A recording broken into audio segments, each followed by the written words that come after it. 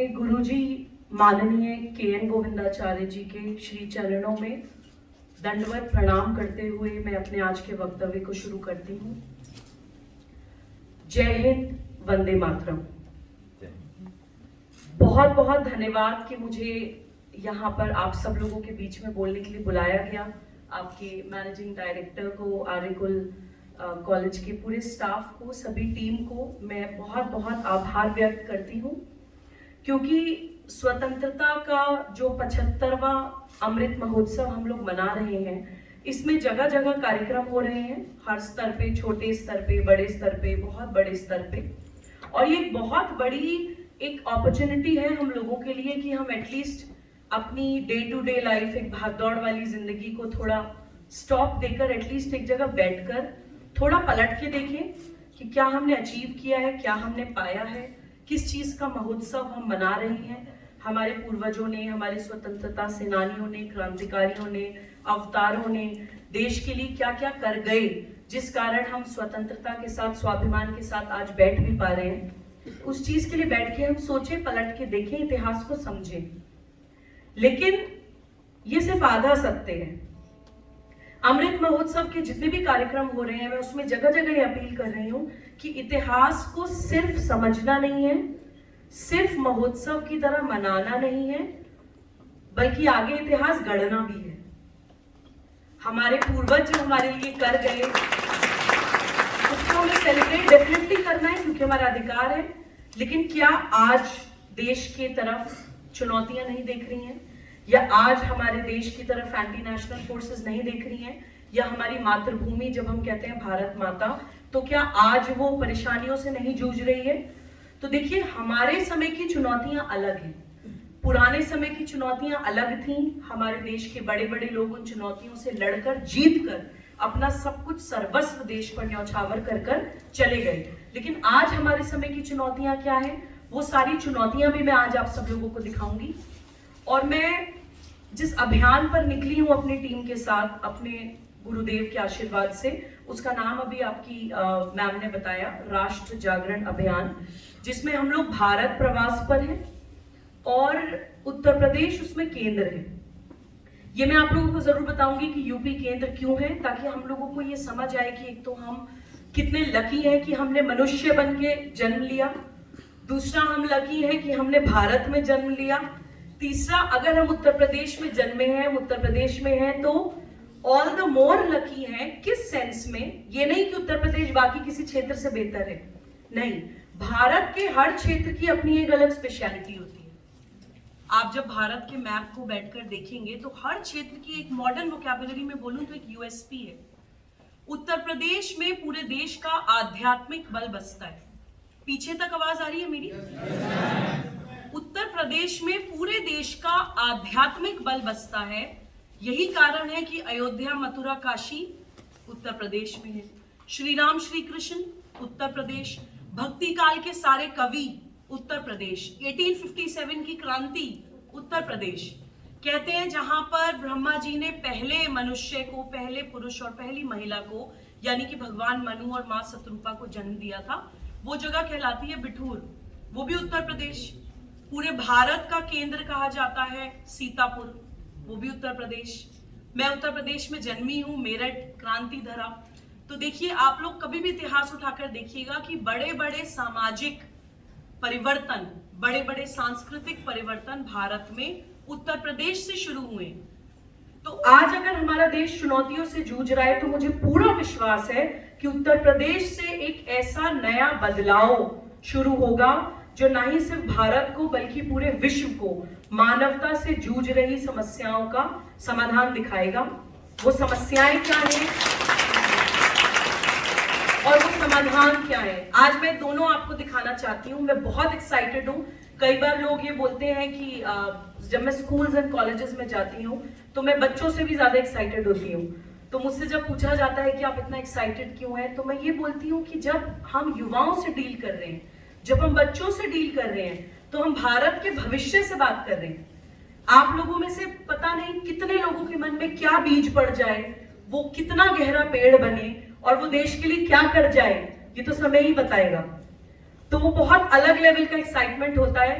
और मैं आप लोगों से सिर्फ एक बड़ी बहन होने के नाते भूल जाइए थोड़ी देर के लिए कि मैं सर्वोच्च न्यायालय की अधिवक्ता हूं, भूल जाइए कि मैं यहाँ पे कोई टेक्निकल बात करने जा रही हूँ, कोई टेक्निकल बात, कोई मैं यहाँ पे आईपीसी की या कोई सीआरपीसी की या सीपीसी की कोई टेक्निकल बात आप लोगों के बीच में नहीं करके जाऊंगी। मैं आज एक भारतीय बनके, आपकी बड़ी बहन बनके आपको भारत की वो तस्वीर दिखाऊंगी जो हम लोगों को देखने नहीं दी जाती है, अक्सर हमसे छुपाई जाती है, क्योंकि जिस दिन हमने वो पूरी तस्वीर देख ली उस दिन भारत दोबारा से आर्यवर्त बन जाएगा। उस दिन भाषा, जाति, क्षेत्र, संप्रदाय से ऊपर उठ के हम भारतीय बन जाएंगे। तो मैं अपने गुरुजी के आशीर्वाद से कोशिश करूंगी कि मैं वो तस्वीर दिखा पाऊं आप लोगों को।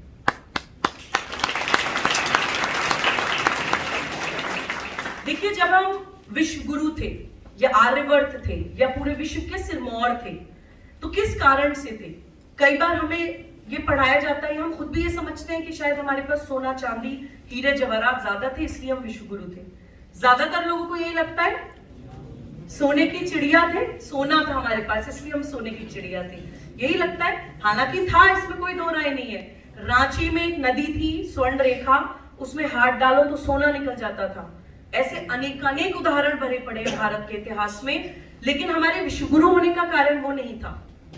और समस्या बताने से पहले मैं आपको अपनी ताकत इसलिए बताना चाहती हूँ क्योंकि हमारे पास कोई कीमती चीज रखी है। सपोज करिए हमारे लॉकर में कुछ बहुत इंपॉर्टेंट कोई जूल कुछ रखा है, कोई रत्न है हमारे पास।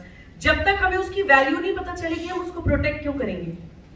अगर हमें लगेगा पत्थर है तो पड़ा रहने देंगे, जो ले जाता है ले जाओ। तो हमें कम से कम मूल्य पता होना चाहिए भारतीय होने का, हमें कम से कम मूल्य पता होना चाहिए अपने आर्यवर्त होने का, तभी हम उसकी सुरक्षा करेंगे, तभी हम उसका संवर्धन करेंगे। तो हमारे आर्यवर्त होने के जो दो प्रमुख कारण थे जिस कारण हम विश्व गुरु थे, वो हमारे पास आज भी है, वो हमसे खोया नहीं है। दो प्रमुख कारण जो हमारे देश के युवाओं को पता होना चाहिए। पहला कारण था हमारी प्राकृतिक संपत्ति। पूरी दुनिया में कोई देश ऐसा नहीं है, क्लाइमेटिक कंडीशंस के अनुसार, ज्योग्राफिकल कंडीशंस के अनुसार पूरे ग्लोब में भारत ही केवल एकमात्र ऐसा देश है जिसकी परिस्थितियां, जिसकी जो लोकेशन है वो मानव जीवन के लिए, व्यापार के लिए, अर्थव्यवस्था के लिए, इंडस्ट्रीज के लिए सबसे अनुकूल परिस्थितियां केवल और केवल भारत में पाई जाती हैं। किसी भी कंट्री का क्लाइमेट देख लीजिए, कहीं बर्फ पड़ रही है, कहीं सड़ी गर्मी है, एक सूटेबल क्लाइमेटिक कंडीशंस ही नहीं है। पूरे विश्व में कोई देश ऐसा नहीं है जिसकी 60% लैंड फर्टाइल है। 60% भूमि हमारे देश की, खाना तो छोड़िए, सोना उगलती है। हम पूरे विश्व को खाना खिला सकते हैं। अपनी वो ताकतें ना जानने के कारण क्या होता है कि हम उसकी कदर नहीं करते हैं। और दुख की बात है कि हमारे देश में आज भी कई जगह लोग भूखे हैं, कि नहीं? जो देश पूरे विश्व को बैठा के खाना खिला सकता है, हमारे घर में इतना है अनाज कि हम पूरे मोहल्ले को खिला सकते हैं और हमारा अपना बच्चा भूखा है, तो कहीं ना कहीं कुछ गलती हम कर रहे हैं। तो देखिए वो स्वॉट एनालिसिस, भारत की strength, weaknesses, opportunities and threats, वो स्वॉट एनालिसिस हम युवाओं को अब भारत का करना पड़ेगा। उसी में मैं आपको कुछ सूत्र आज देकर जाऊंगी, बाकी आप सब लोग समझदार हैं। मुझे पता है कि जो मैं आपको कुछ एक धागा पकड़ा कर जाऊंगी, आप पता नहीं कहां से कहां पहुंच जाएंगे, मुझे पूरा विश्वास है कि देखिए 60% लैंड हमारी उपजाऊ है। जब हम कहते हैं भारत माता, माता कौन होती है? जो पोषण करती है, जो दूध पिलाती है, जो खाना खिलाती है। तो भारत माता जब हम कहते हैं तो वो एक सिंबॉलिक आइडियोलॉजी है कि भारत केवल हमारी माता नहीं है, पूरे विश्व की माता है। भारत माता पूरे विश्व का वो पेट भर सकती है।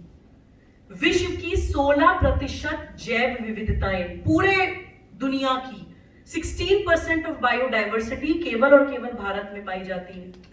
विश्व की सर्वश्रेष्ठ कामधेनु गाय, जिसको हम A2 मिल्क भी कहते हैं, गूगल करिएगा बच्चे, पूरा विश्व उसको पेटेंट कराना चाह रहा है, बड़ी बड़ी इंडस्ट्री सेटअप करा देना चाह रहे हैं, बड़े बड़े बिजनेसेस खड़े कर देना चाह रहे हैं। A2 मिल्क केवल और केवल भारत में पाया जाता है। और हमारे दिमाग में क्या डाला जाता है कि अगर हम गौरक्षा की बात कर लें या हम काउ प्रोटेक्शन की बात कर लें तो हम कट्टर हैं, हम किसी रिलीजन की बात कर रहे हैं, हम किसी एक regressive, backward, down market ideology की बात कर रहे हैं। यही बताया जाता है हमें। कौन हमें बताता है ये भी मैं आगे कवर करूंगी, लेकिन पहले मैं ताकतों की बात कर रही हूं। विश्व की सर्वश्रेष्ठ नदियां, चाहे वो scientific and spiritual point of view से हो, चाहे वो धार्मिक सांस्कृतिक महत्व दृष्टि से हो, केवल और केवल भारत में पाई जाती हैं। गाय, कृषि और जल, ये तीन चीजें हमारी प्राकृतिक संपत्ति के तीन ऐसे महत्वपूर्ण स्तंभ हैं जिसके कारण हम विश्वगुरु थे। 200-250 साल पहले तक पूरी दुनिया की अर्थव्यवस्था का 25% कंट्रीब्यूशन केवल भारत का होता था, क्योंकि हम अपनी ताकत पहचानते थे। दूसरी हमारी विश्वगुरु होने की जो ताकत है, जो मैं चाहती हूं कि हर बच्चा आत्मसात करे, जो स्वामी विवेकानंद बताने के लिए आए थे, वो थी हमारी आध्यात्मिक एकता। यानी कि आप किसी भी भाषा, किसी भी जाति, किसी भी संप्रदाय, किसी भी क्षेत्र के हो, आपके अंदर वो परमात्मा विराजमान है, वो भगवान, वो परमात्मा, वो ईश्वर आपके अंदर विराजमान है। वो आध्यात्मिक एकता, वो स्पिरिचुअल वननेस कि अलग होते हुए भी हम सब लोग एक हैं।